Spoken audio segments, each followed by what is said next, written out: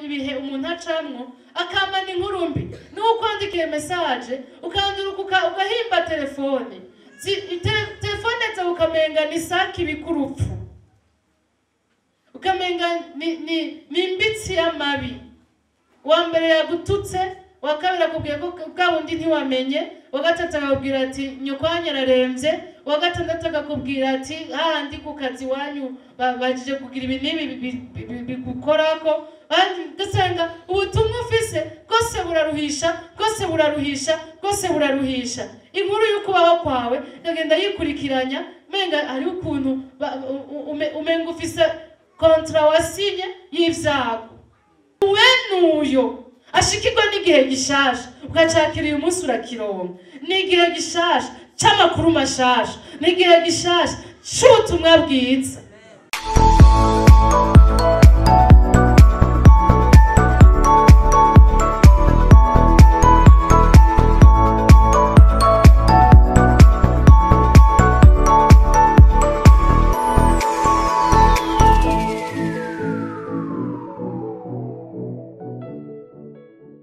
Haleluya.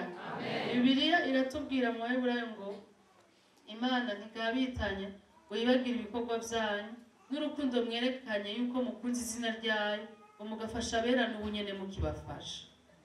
Imana ntigabitanye no gushobora gukorera ubushikiranganje kanaka ugakorera nyene ishirahamwe kanaka witeze kuzohembwa.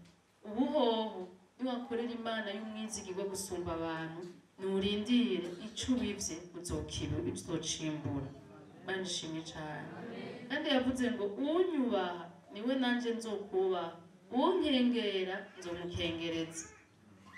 Rero Imana irazi yuko ikubashe uyikengera izokumarira kubera vyoba vyose ari ubupfu gusa nayo nyene yo bitaye umwanya ngabo uyubashe izofata ico cubahiro wayihaye ikivyibushe ikiguhe cigwije na kenshi. Amen. Nta n'iki isanzwe ikenye izobigusubiza nta cikenye. Haleluya. Imana ihabwe icubahiro cane. Amen. Sangira ijambo ry'Imana rifise umutwe w'amajambo uvuga ngo guhishurirwa Yesu bizogutunga. Ugira gute? Guhishurirwa Yesu ubuzima bunyegejwe abantu rimwe bataba bamenye ariko ababumenye ni twebwe dukwiye kubutangariza batarabumenye. Kumenya Yesu kumishurirwa ikintu bahishurirwa ni kitaba kimenywa na bose ni kitaba kibonekera bose ariko yaravuze ngo unkunda nzomwihishurira. Imana ishimwe cyane. Rero twebwe abarondera Imana igituma turi hano nuko turiko turondera Imana. Rero ijambo ry'Imana riragenda riradutera intege. Utazi Yesu cyane utahishuriwe Yesu ushaka kumutazira ushaka kumukunda ushaka kumuririmbira ushaka kumukorera kandi amaganya yawe aba menshi kuko nta gitabara arengeye abantu bufise.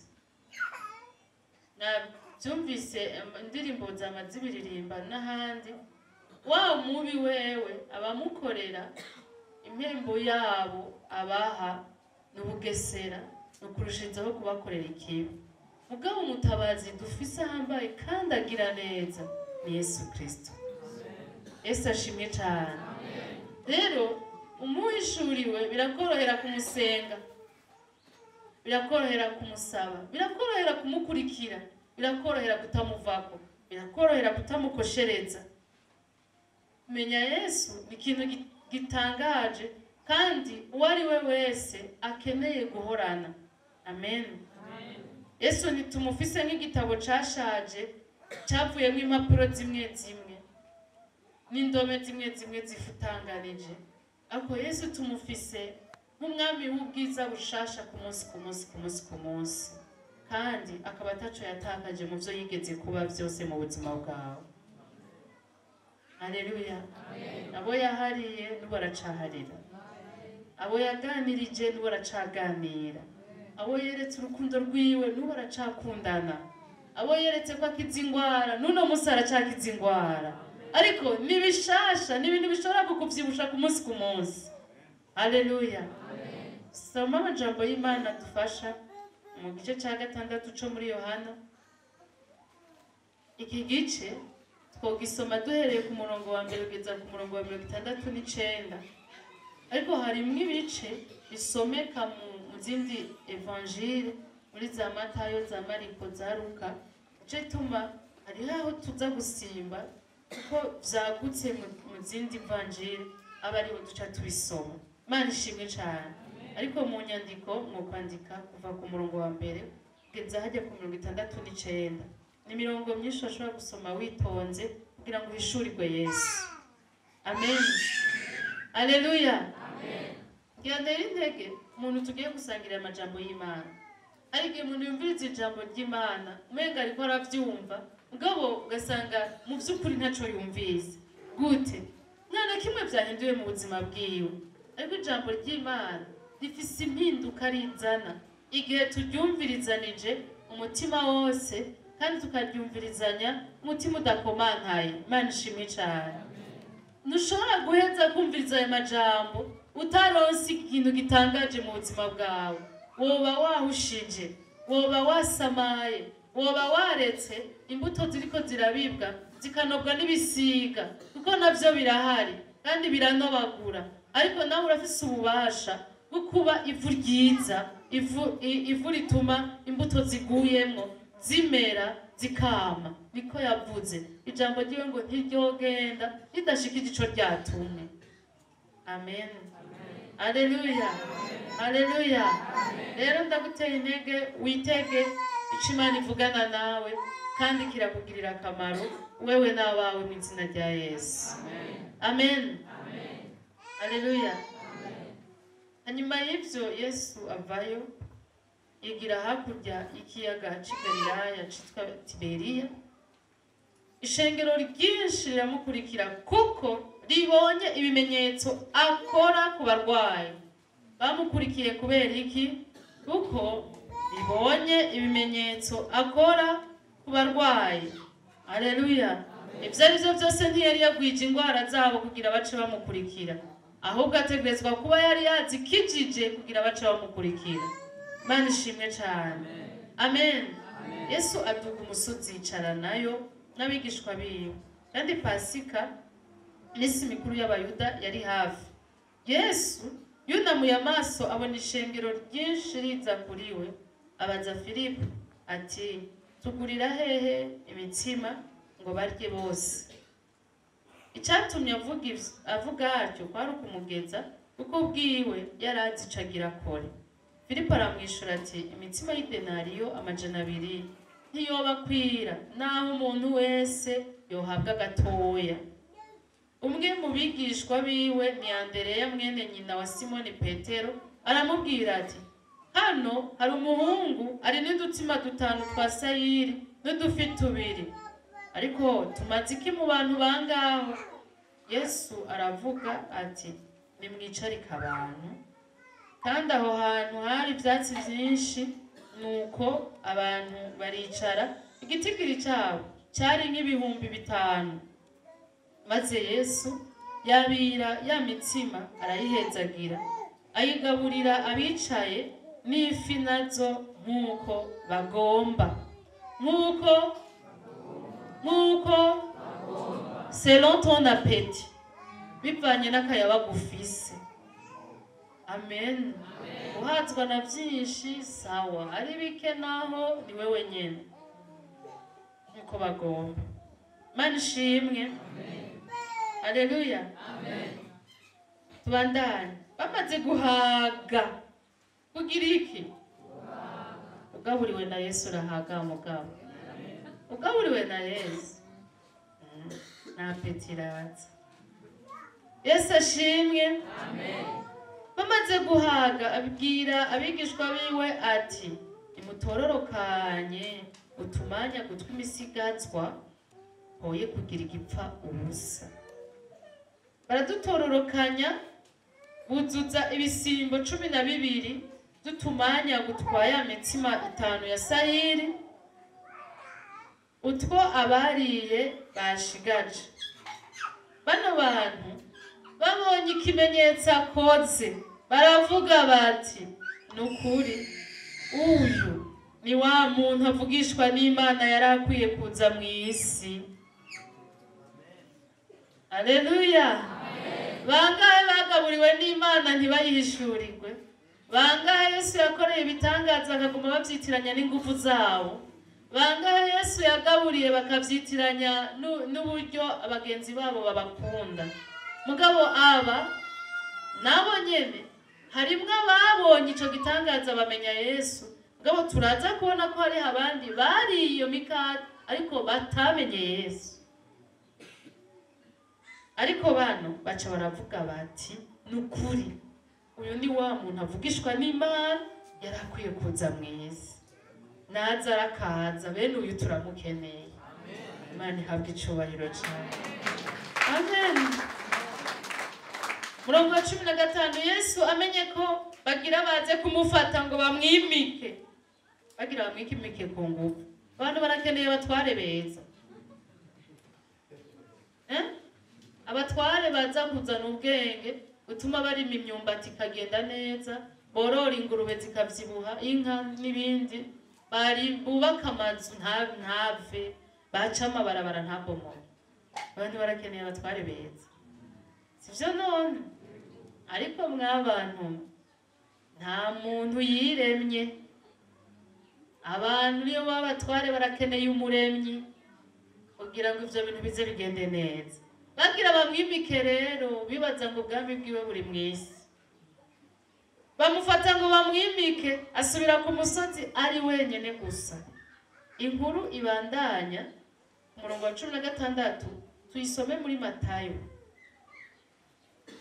Nenda bibabariye. Isome muri Matayo mu gice ca 14. Uwo mugabo Yesu ndamwemera. Uwo mwami Yesu ndamwemera. Haleluya. Amen. Arakomeye ndamwemera. Endo murongo wa 22 n'ico gice ca 14 turageza ku murongo wa 36. Yesu agendesha amaguru hejuru ku kiyaga. Uramaze kubipima wewe? Sa no kuvyiyumvira ntibisanzwe bija no mu migambi abantu bategura. Ntibija no mu project abantu bubaka ngo jegiye kimwe ngo ndiko ndakora ubuhinga nzotambuke ku mazi. Nta n'abahinga barabigerageza. Abereye icubahiro. Amen. Angora ni kumukomera amashi ari mwicavutse arabibereye. Amen. Uwo mwanya agobera abigishwa bivuye hahandi sivyo amwe twaye tugeze. Agobera abigishwa batambukire mu bwato bitangire kujabuka hakurya abanze gusezera ishengero. Ahejeje gusezera ishengero atuga umusozi gusenga yiherereye. Bwagorovye ari wenyene gusa. Ariko ubwato bushitse hagati mu kiyaga bari batamijwe n'imipfunda kuko umuyaga wari ubaturutse imbere. Umuteramyi agira kane aza aho bari agendesha amaguru hejuru ku kiyaga. Haleluya. Amen. Abigishwa bamubonye agendesha amaguru hejuru ku kiyaga basimbwa n'umutima bati nigihume. Nigihume baturishwa ubuku n'ubwoba. Nimwibaze iyo nkuru ntirigera yinjira mu bwenge bw'abantu yuko kugendesha amaguru bibaho. Babonye rero uza atambuka bisanzwe ega ntiyajaguruka yaja atambuka hehe ku mazi hejuru. Amazi yananiye ubwato wewe yatambukako n'amaguru. Kugira amazi ananira ubwato harimo imipfunda. Imipfunda no kuvuga ngo hariho amazi amwe abari hejuru n'abandi abari hasi. Ayandi amwe asimba yandagira gutyo yasigaye hasi nimba yawonyora ko yose ico bikora ivyo yakoze ni ivyiwe. na wundi bw'aba bantu kugira bakanguke bibaze ko ari igihume. Igihume ni giki?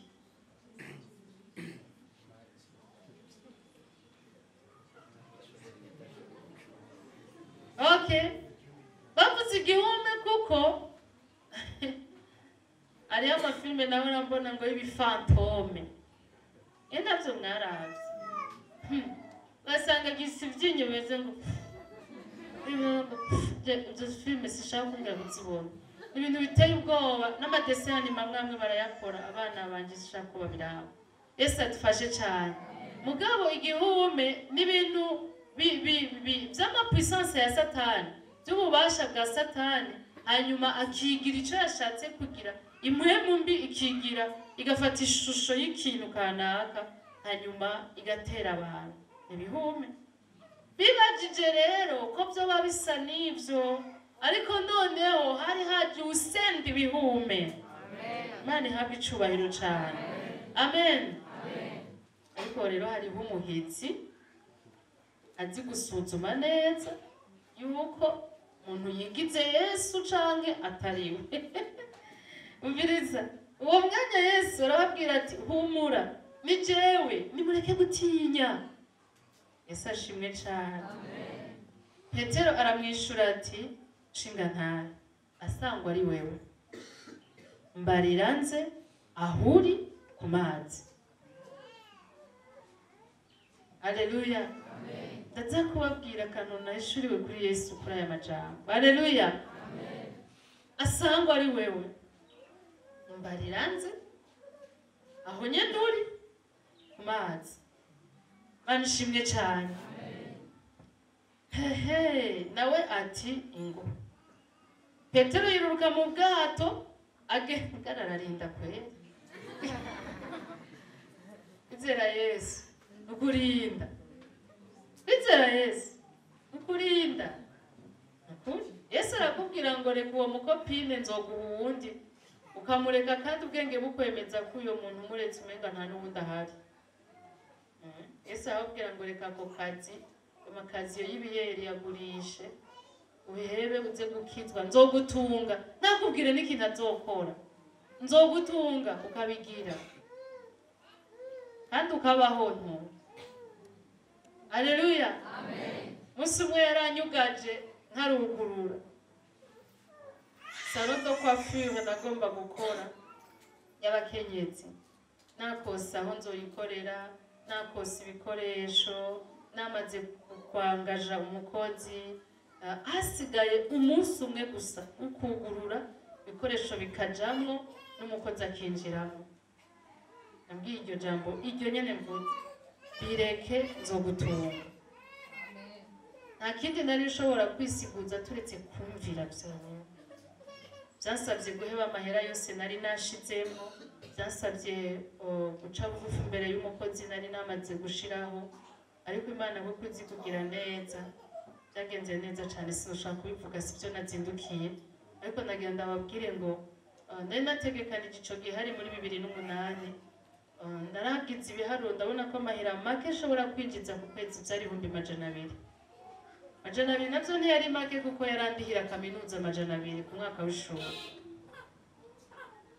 Bagabo maze kubireka, Yesu yarankoreye utuntu tw'udufindo twiwe. Bimwe mwibesha ngo murakora umuti, Yesu arazi gukora umuti w'ibibazo vrema. Haleluya. Yesu akomerwa amashi menshi. Haleluya. Kubwira wumvire ico gihe ugira ntangure kwibaza ibyo ndimwo, nagize indoto ndandaza akabare kurwarwa Rugombo, aho nyene nari navuze ko nzokorera iyo sala. Ndavuga nti Yesu, none je ibintu ngira ngire ubigereranya n'ibyo, nukuri numva no kubaho kudandaza Rugombo ntavyo ushaka. Mugabo kandi numva nashaka kurekura ry'amahera namaze gukoresha mu bizokora. None ngire gute? Umva birangoye, ariko iyo nkuru ni ndende. Ico mwomenya, aho kuronka 200 narunse menshi gose. Uko Yesu yavuze ntabagomba kukugirira nabi, abagomba kukugirira ibyo utari kwitega, no mu nzira utari kumenya ko bicamo. Tumwizere. Haleluya. Haleluya. Petero rero yumva amubwiye ngo ingo nawe asha aratimba kweli. Amen. Arururuka mubwato agendesha amaguru ku mazi ngo aje aho Yesu ari. Nagenda gutangaza ubwira uje aho Yesu ari, hari ibintu uzubahuka birengeye umuryango wanyu, birengeye ingene abarundi bavyumva, birengeye ingene ikibano kigufata, birengeye ubuhinga wiyiziko, birengeye ivyo abantu bazokomera amashi. Hari ibintu uzubahuka rimwe rimwe biteye ubwoba, ahandi biteye amakenga. Babwira uje aho Yesu ari uzofata ingingo ikomeye. Abazifata dushima Imana. Murabahizi. Abafata iyo ngingo murabahizi, nayo mashi mwumva atabaye make. Nuko ari ingingo abantu batinya gufata. Ngenda babwira ingingo rimwe rimwe tunanira, kandi dushikana aho Yesu ari. Kwipfukura ubureta mu ijoro ngo vyuke gusenga. Bakubwiye ko umubanyi yafashwe n'inda muja ku bitaro, uripfukura. Babwiye ko wazana imoto yawe mukajana naka umugenzi wawe ajeje kugira isanganya mugende ku bitaro, uranyaruka. Niba uturuyambara n'ingoga. Mugabo kwipfukura kareta. Inyoni ziriko ziravuga vyuko usenge. Nibutsa ongere unyibutse nibagirwa wamibutse unyibutse ndafatanye n'inyoni mu rukerera uvuga gukomera nikukisa umuntu waremye yakwibagirwa umuremyi wa vyose. Iyo ngingo yonyene sukururuka ubwato uri muri Tanganyika ni ukwipfukura hanyuma ugashirako ukavyuka kumviriza ko amaguru akiriko gaca upfuka mugashimira guhaye amaguru. Ivyo biratugora fata ingingo none ivyo ntuvyumvise nimba warimwo ntavyo hejeje kumva. Amen. Prenez décision. Imana izoyigufasha niwafata ingingo. Amen. Ndashimira Imana wishurirwa Yesu ari ikintu bikora. Si kubusa Petero yavyubahutse. Hari ahantu Petero yaramubonye amubwiye ngo naterere urusenga ku murango ngo arobe yazibuze mu ijoro. Mugabo ico gihe abigira nyene mu bintu by'utagira ubwenge byinshi. Kumvira Imana kenshi bisaba gushira hasi amashure, gushira hasi amafyeri, gushira hasi ingene abantu bagufata, gushira hasi utuntu tutari duke. Petero yarabonye Yesu ati wewe ukisema unatimiza. Uramutse uvuze wewe urashitse ubwira rero ndacagihe narabibonye n'ubu naho ndumvira. Ariko mugabo isi yuzuye ingorane. Inge turaba abonye igihuhuta agira gute? Aratinya, atangura kuroka, arataka ati ntabara mugenzi. Haleluya. Gusa Yesu nawe ni mwiza gusumba ingorane duhura. Buno Yesu aramvura ukuboko. Yesu we. Haleluya. Murabona kakajambo kabango buno. Hano nyene agitakamba Yesu aramvura ukuboko. Haleluya. Yaramvuye ukuboko kwera mushimira. Nimwumvize ivyo yamubariye. Aramvura ukuboko, aramucakira. Haleluya. Gucakira muravyumva no gufata n'ingoga. Aramucakira taradobera sha. Urazi ingene dutegera ahantu uri ku musego w'imfiro. Urazi ingene dutegera ahantu hasigaye gato ngo isanganya yikamyo igukubite agaca kwenge ngo gacuja nko mwisengero kaza wumva bavuze ubutumwa gacukizwa. Yewe yasanga isanganya ukabura yikwefye n'ibisigaye bikaba byose bibonye igitangaza c'Imana. Araza ahantu aducakira. Haleluya. Ariko kandi nagira ngo ntere intege abantu bari mu mugambi w'Imana bashobora gushikirwa n'ibiteye ubwoba. Wari kurabandanya urugendo ukaraba imipfundu ukadobera, yewe wadobeye, reka Yesu agutabare. Hamagara, ntabara mugenzi, niko Petero yavuze. Ntabara nde mugenzi. Yesu nawe ntakwizeye, nakupenda sana. Naho vyapfuye kunanira, ni imikuba itakoranye neza n'intege nke zimbamo.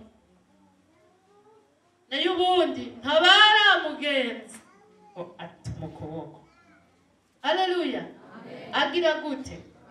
Aramucakira. Acagira gute?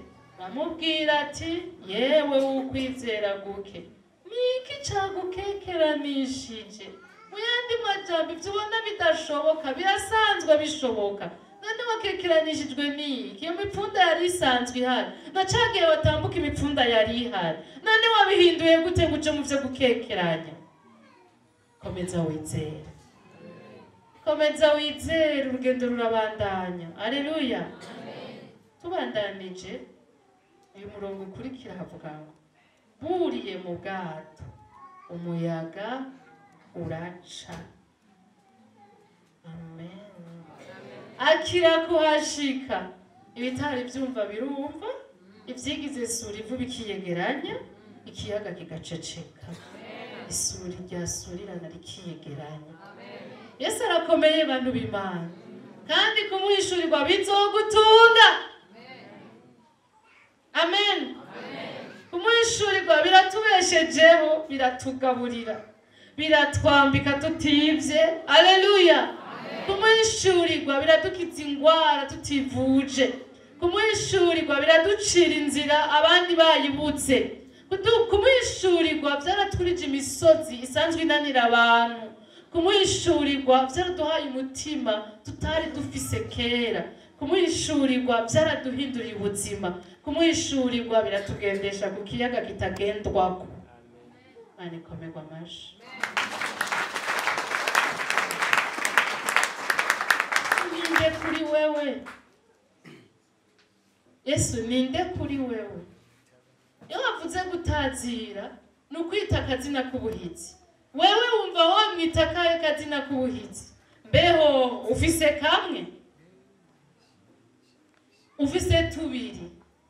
Rondera n'akandi. Hariho ivyo yakoze. Nturangirize kubona imikate n'ifi. Kura amaso ku mikate n'ifi. Uraramura urabo wagwije imikate n'ifi. Umutangarire, umubaze uturinde mu bisanzwe. Uraza kumumenya. Kandi ni wamumenya, ibizotuma ugwirizwa imikate n'ifi byabanje gukera. Ahubwo bizozana imikate n'ifi vyinshi ubirye bitarinze gukera. Amen. Haleluya.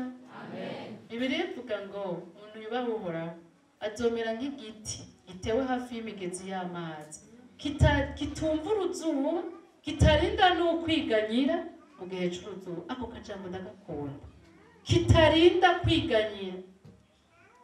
Haleluya. Haleluya.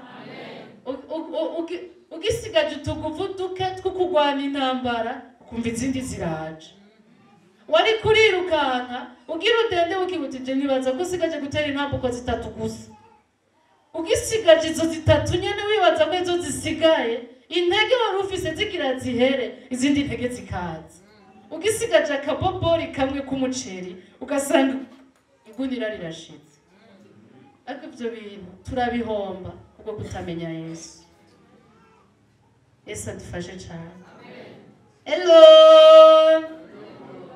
Yesu ni mwiza, kandi Yesu arakomeye, kandi Yesu agira neza, kandi ivyo Yesu akora birarenga ivyo abantu bakora. Haleluya. Umurongo ukurikira na wifuza cyane ko tuwushikira uri mu bigize iyi nkuru.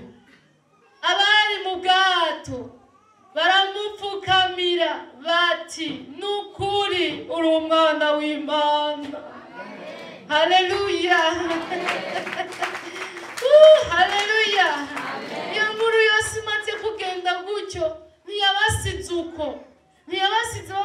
ngo yagenze n'amaguru baje niyo asize avuga ngo Petero yaciye aroka. Urabizi hari igihe abantu baguma babona amasheke y'umuntu gusa ntibabona ivyo yashoboye, sivyo? Baguma babona ivyo atashoboye gusa. Ngo Petero yaciye aroka, ngo Petero nawe urihanga, none waja kubigira ushaka iki? Sivyo bagumyemwo. Haleluya. Ariko n'abantu batera zitaba zikenewe mu bisanzwe zirakava mu bantu b'Imana. Amen. Mugabane baza yuko abantu bataye inkuru mu mitima yabo bongera baravugana bumiwe bajorewe bavuga bati na Petero byamushobokeye none uwo muntu ahamagara abantu bakagendera ku mazi ninde? Kandi nawe nyene yaje ku maguru n'amazi, yaje ku mazi n'amaguru, none ninde? Uwo ninde? Mu mitima yabo hari ikibazo kivuga ngo ninde? Dushaka kumenya ukora ivyo. Amen. Ivyo bitangaza tuvyihoze byo kuba yagendeye ku mazi tuvyihoze, shaka kumenya uwo ninde. Basumwese yarabajije mbega aho hanze mwumva bavuga ngo ndinde? Barishura bamwe bose yamuhe abandi yamuhe andi yamuhe, acara banza bonyene ati none mwiho umugira ngo ndinde. Haleluya. Turetse ivyo mwumva abandi bavuga, none mwe munzi kwiki? Petero arahaguruka ati wewe sinabibonye cagi. Haleluya. Hari ibintu tudakwiye kuza turibagira n'ibihe Imana yatwiyerekeyemwo. Haleluya.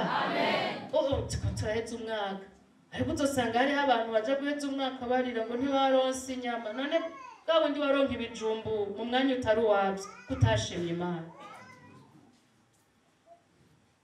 Baronse impuzu y'ubunani, baronse impuzu ya Noel, uwo banje ugashima umubiri nawe ko wicara bigakunda ibihute bitatonze. Niwe wabibujije kuza. N'abantu b'isuku babifise. Nezerwa cane wasiwe wakira umukiza, namwe abayibamwo mwese munezerwe bishimitse, namwe abamarayika mudufashe kuririmba, muririmbane natwe ishimwe rya Yesu yaje kuganza isi yose, w'abantu babone ishimwe n'icubahiro z'ukugororoka kwiwe n'urukundo abakunda rukwari urw'igitangaza. Mumwakire ntimumurekere hanze, none amahwa n'ibituvu nimubirandure. Amen. Isigaye muzobiraba muri kantike. Ese shimwe cyane. Haleluya. Ni byiza guhishurirwa Yesu birakubuza kwiganyira mu mwanya umenga hari ibyateye. Haleluya. Uramenya ko Yesu afise akajete asakabanga kukwihoza gukora ikintu kugira aze gukora iki kiruta. Akareka kuza Lazaro aryamye aremvye, akaza yapfuye amaze kane mumva kugira ngo muone ko no kuzura bapfuye bishoboye. Kandi ivyo bikagutera kumererwa neza gusumba cagiye. Imana ikomerwa amashimwe.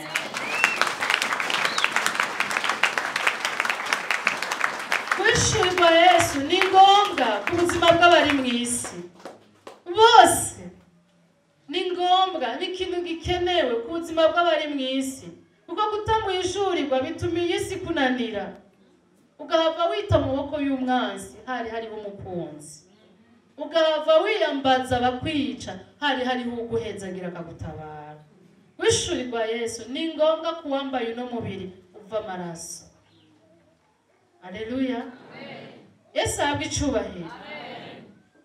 Bamubonye babonye ivyo vyose ntivyahereye aho, ntivyahereye kuba babonye imitsima, ntivyahereye kuba babonye agendesha amaguru, ntivyahereye kuri rya jambo rya mbere ngo yari yakijije abagwaye benshi, yakoze ibitangaza ku bagwaye.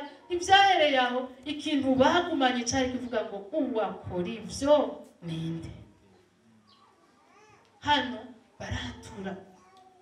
Abari mu bwato ni bake cane ko bari basigaye hahandi ku musozi. mugabo nabo bari mu bwato bahabonera Yesu nyene, ntibahaboneye ibitangaza gusa, bahaboneye gukora ibitangaza. Amen. Ngo barapfukama mu bwato baravuga ati nukuri wewe uri umwana w'Imana, twabonye uri umuntu nka twebwe. Nabwize ukuri, namba hari abantu bigirisha bavuga ngo Yesu ngo nico kimwe ngo ni intumwa ngo ni umwana ngo bakivugisha ibintu n'amagorwa bafise gusa y'amaso ahumye, kandi bazobura ubuntu bw'Imana bubatabara mu gihe gikwiye. Nayo ubundi uwamumenye araza hamusanga asinziriye, araza hamusanga agwaye, araza hamusanga anezerewe, araza hamusanga ari mu mubabaro. Yesu adusanga mu bihe byose akifatanya natwe. Yesu arahambaye.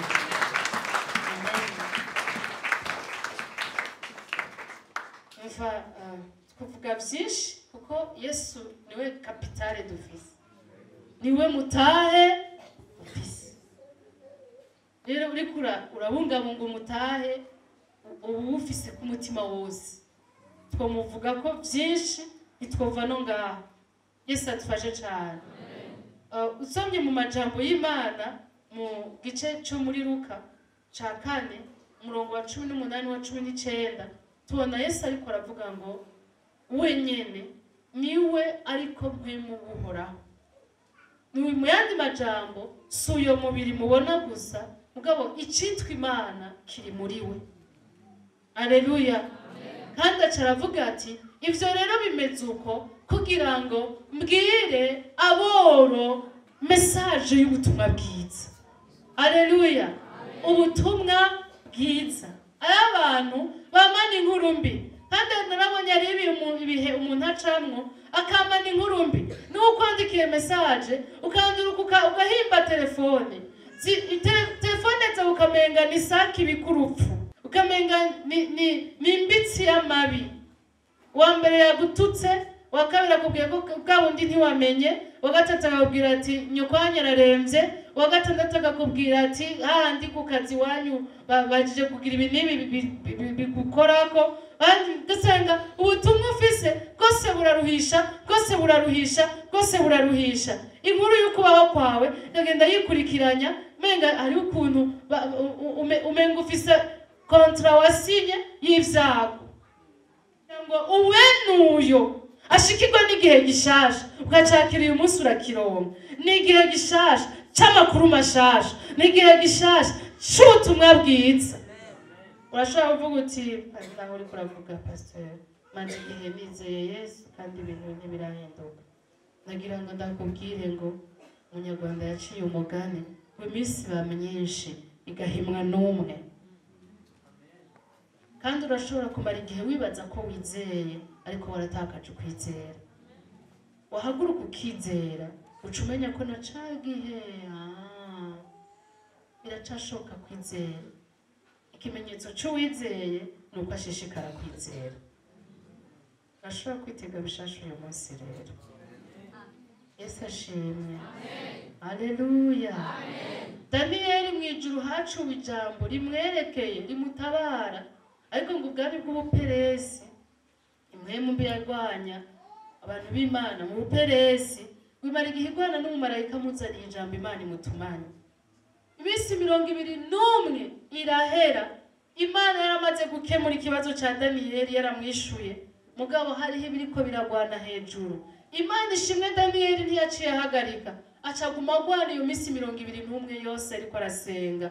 Maze umumarayika w'Imana aranduka aramushikira, aramubwira ati hewe byagenze ukuntu.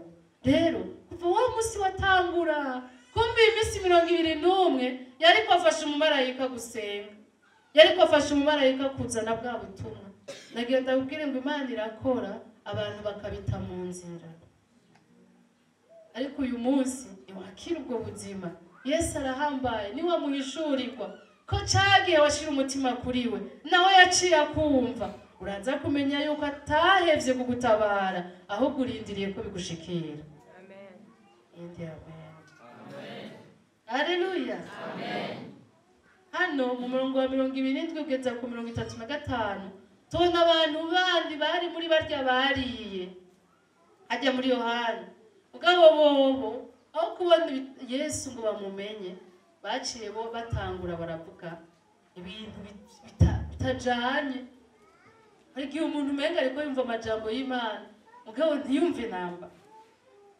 Urabizi baramukurikiye bamusanga hakurya nawe arababwira ati mwebwe namunkurikiye si kubera mwatahuye ikimenyetso nakoze, ahubwo ni kubera mwahatse na mikate na zafi.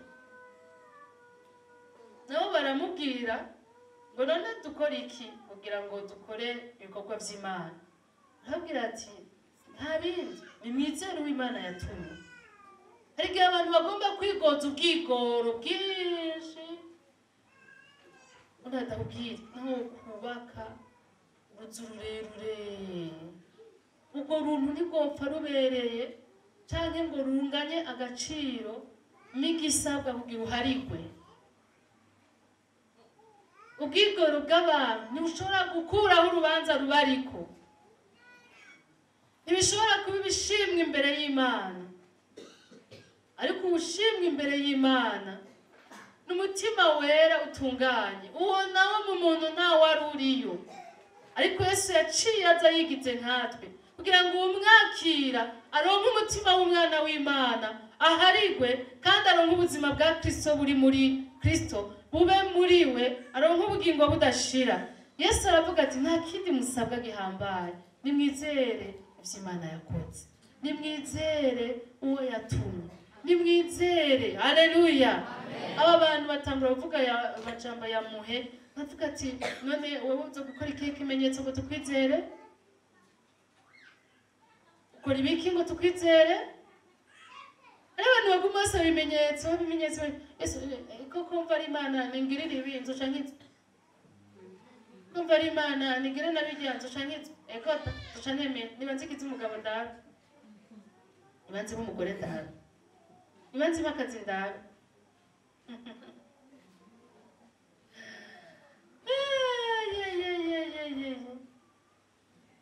Nabazi aba bantu bari imikati 5 ari 5,000 bakarya udufi 2 sifi n'udufi, udufi 2 ari 5,000. Nta gitangaza bari babonye, none bashaka ikihe gitangaza?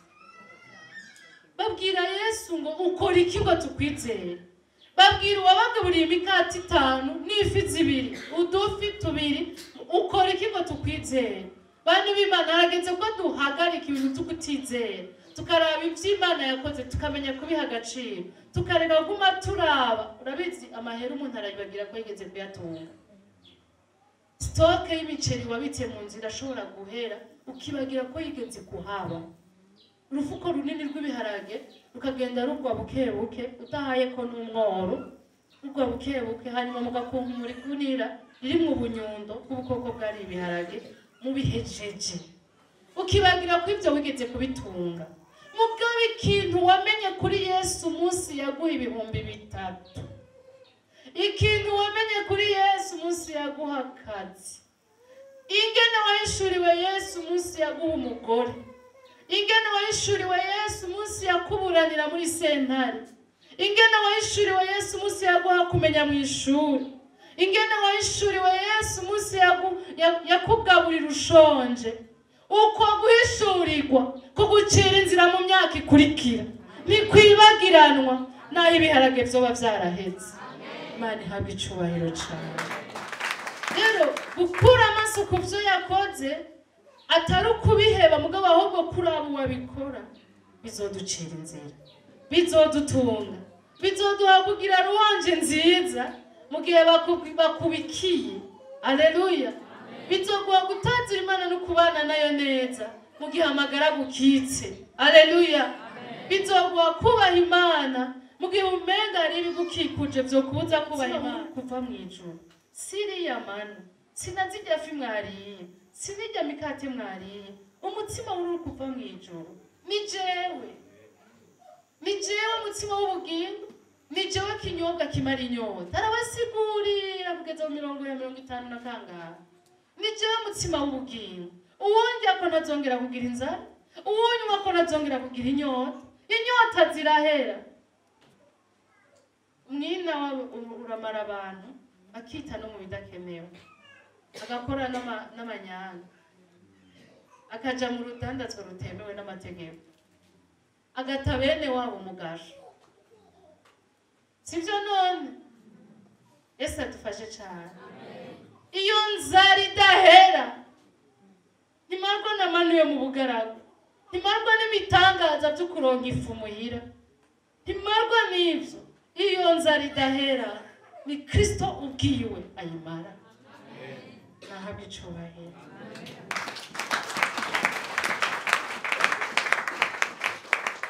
Naho twe dukomye amashi, bamwe muri abo ntibavyakiriye. Baci bavuga ati wewe ukurye nuvuga bumvira ibintu mu mubiri, kandi mu mubiri ntihakiza, ariko mu mpwemu harakiza n'umubiri. Yesu adufashe. Maze ngo baca baramuvako, nawe bamukangiriye iki? None biramubuza kuba Imana? None uvuye kuri Yesu acapfa? Cyangwa abandi bamwizera bica vyanga yuko bamwizera? Oya. Ariko gusa nyene kumuvako niwe batakaje amahirwe yiwe. Baca barigira, nawe acahindukira n'abasigaye kugira ayungurure neza. Naho hariho uwiyorobetse yitwa Yuda, arabwira ati mbe namwe mushaka kwigira? Petero afata ijambo, vuga ijambo rikomeye ati kuva ko tukaja hehe? Kamugenzi, ko ari wowe ufise amajambo y'ubugingo budashira, natwe twarizeye tumenya yuko ari wewe uwera w'Imana. Haleluya. Petero aramye yabonye Yesu, kandi uko kumenya Yesu kwagiye kuramuha kumumenya.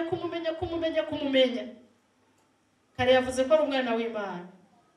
Ubwa mbere ari mu muzingi wavuga ngo uyo n'umwe yarakwiye kuza. Aregera imbere none hamenya ngo ni umwana w'Imana. Ubu ndavuga ngo ni uwera w'Imana. Haleluya. Twarabimenye. Amajambo yawe niyo akiza. Wewe uvuze biraba, utegetse biremera. Wewe uvuze ngo baho turabaho. Ari n'umusi wo kubika byose byo kubikwa. Wewe none twoca tukuva ko tuja hehe? Haleluya. Wishuri rwa Yesu bizotuma tutamuvako. Wishuri rwa Yesu bizotuma dutsinda ibigeragezo bitandukanye. Ndakwifurije kumenya Yesu, ndakwifurije kwamana intsinzi. Haleluya. Rero yarasemereye aravuga ngo ni jewe, muhora hari kuri jewe, bwirabora ubutumwa bwiza kandi mbohora imbohe, mpumura amaso y'impumyi. Haleluya. Ibimuga bimuguruke, birashoka kutamubona, mubwira uti mpumura ndakubone. Haleluya.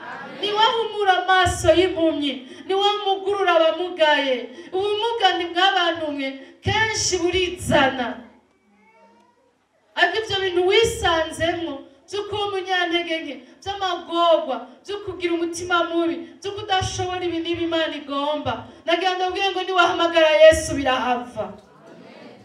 Yesu ashimwe. Yesu abahezagire, duhishurirwe Yesu, uzohimbaza neza imyaka isigaye. Nani bahezagire cyane.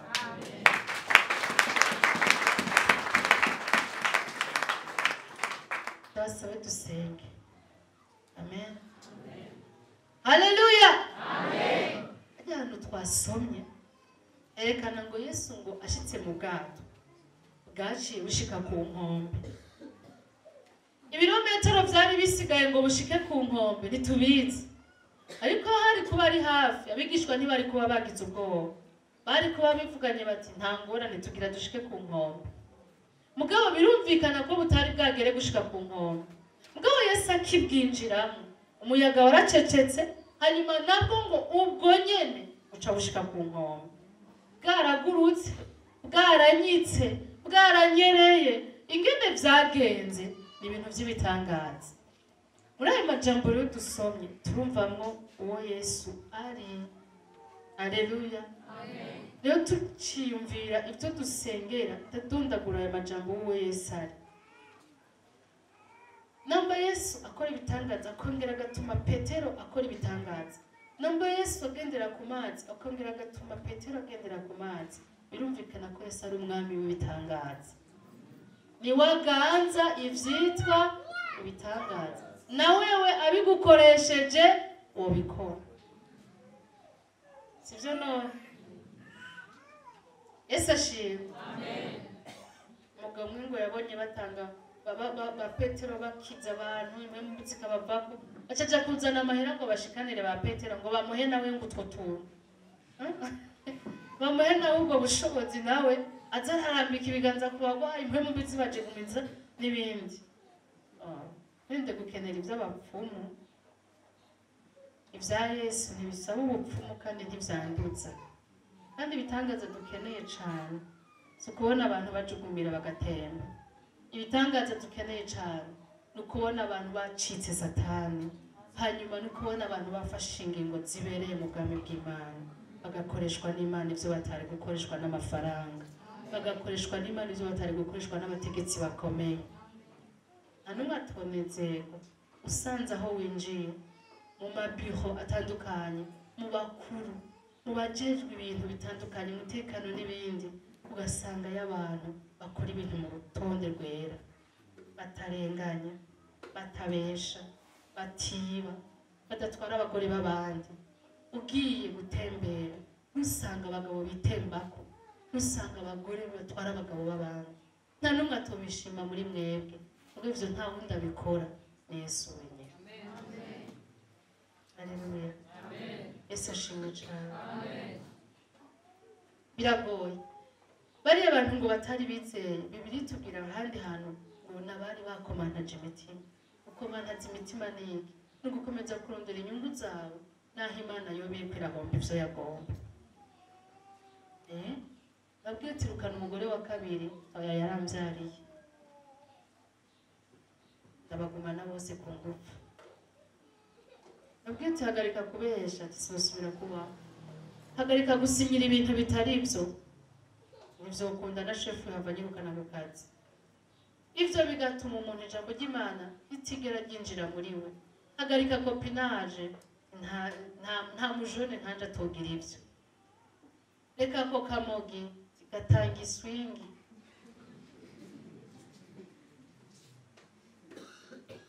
Yesu adufashe. Iyo ijambo ry'Imana rivuga tukaguma turondera inyungu zacu gusumba kumva ivyo yoyivuze, n'inyungu zacu turazihomba. Ariko iyo twumviye ivyo twahombye bigwiza n'inshuro nyinshi kabitugarukana. Amen. Rero Yesu umwami w'ibitangaza, umutima w'ubugingo, niwe amara inyota, niwe afise ijambo rikiza, niwe wenyene akiza indwara atakindi kintu akoresheje. Aleluya. Niwe atubohora imigozi tutokwicira akayica. Niwe wenyene w'umwizigirwa umuzigamyi wacu. Aleluya. Niwe wenyene yamenye tari abantu bari mu kiyaga, umuyaga ubasanzeyo, nanje reka ndabasangeyo ndabatabara. Niwe wenyene yamenye yuko hari abantu barwaye kandi barushe, abakiza indwara zabo. Yesu ashimwe cyane. Numugwaneza twitaye, abereye amashimwe, abereye kwizerwa, nta kintu na kimwe kitomushobokera. Niwe wo guhorana, nimba n'abandi wo kwemera ugafata ingingo yo kubareka, ntuzufata ingingo yo kureka Yesu. Amen. Urashaka kumwakira ko yinjiye mu bwato bugaca bushika ku nkengera. Erega nawe yinjiye mu bwato bwawe yo gushikana aho Imana yaguteguriye. Amen. Yinjiye mu rudandazwa rwawe, yinjiye mu migambi ufise, yinjiye mu bikorwa vyawe, yinjiye mu mubano wawe yo gushikana aho Imana igomba. Mureke yinjire. Haleluya. Sengane n'ababigombye kumureka ngo abatabara. Kandi nawe ari ukuntu woba wamutahuye muri aya majambo. Gusaba umuntu avuga ati ndashaka kureka Yesu ngo aze mu buzima bwanje ampe agakiza. Kiretse ikiganza nk'uri tugufashe gusenga.